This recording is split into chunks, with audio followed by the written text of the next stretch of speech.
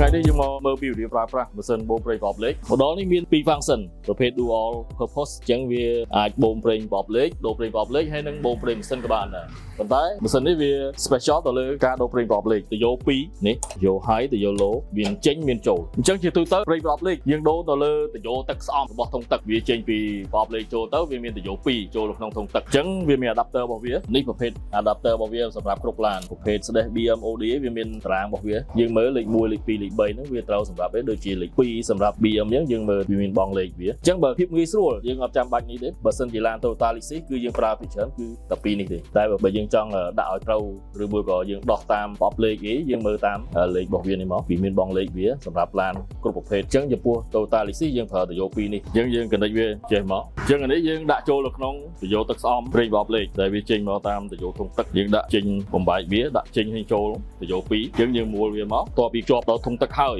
យនេះខ្សែនេះយើងត្រូវដោតចូលនៅក្នុង free លើ220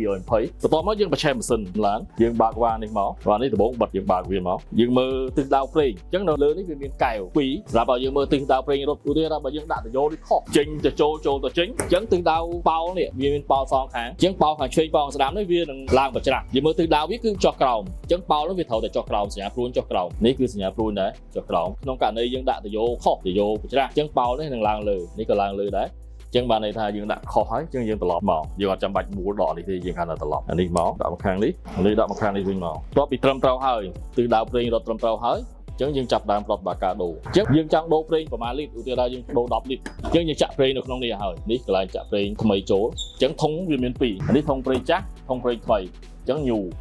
use អញ្ចឹងយើងចាក់ប្រេងទៅ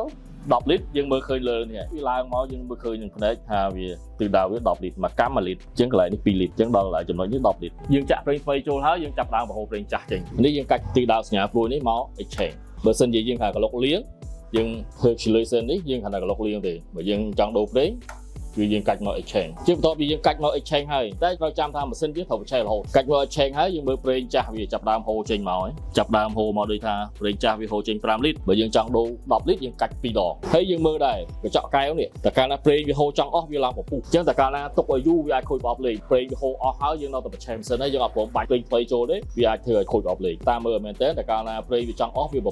ពុះហើយយើងកាច់វាឡើងលើវិញដើម្បីជប់ឲ្យវាហូរប្រេងចេញហើយកងតាក់នេះសម្រាប់បាញ់ប្រេងចូលបាញ់ប្រេងថ្មីអញ្ចឹងយើងចុចកងតាក់ក្រហមនេះអញ្ចឹងប្រេងថ្មីចាប់ផ្ដើមបាញ់ចូលអញ្ចឹងយើងមើលថាប្រេងថ្មីស្រកប៉ុន្មានវាយើងចាក់10លីត្រអញ្ចឹងយើងវាស្រកអស់5លីត្រយើងបិទមកអញ្ចឹងយើងបញ្ឆេះក្លុកវាយូរហើយជា15ទៅ30នាទីហើយចាំយើងបរហូរវាម្ដងទៀតបើក្នុងករណីយើងចង់ដូរឲ្យស្អាត2ដងបន្ទាប់ពីបញ្ឆេះចោលយូរហើយយើងកាច់វាមកបរហូរចេញម្ដងទៀតបើយើងចង់ដូរស្អាត2ដងបរហូរអាប្រេងចាស់នឹងចេញអស់ម្ដងទៀតអញ្ចឹងក្នុងប្រេងចាស់នេះវាឡើង10លីត្រដែរបន្ទាប់ពីឡើងអស់ហើយនេះឡើងពពុះទៀតពពុះវាចង់អស់ប្រេងហើយយើងកាច់ឡើងលើវិញដើម្បីបិទវាកុំឲ្យហូរទៀតតោះមកយើងចុចកងតាក់នេះបាញ់បញ្ចូល5លីត្រទៀតអញ្ចឹងបន្ទាប់ពីបាញ់ចូល5លីត្រហើយយើងវាស់វាយើងដកម៉ាក់គេមើលប្រេងវាខ្វះឬមួយក៏លើសបើក្នុងករណីខ្វះយើងបន្ថែមទៀតមកបើក្នុងករណីលើសយើងកាច់វាបរហូតតិចចេញមកអញ្ចឹងនេះចំពោះការដូរប្រេងបបលេខបើក្នុងករណីយើងអត់ចង់បាច់ចង់ដូរអត់ចង់បូមទេយើងអត់ចង់កណិចទៅយកនេះ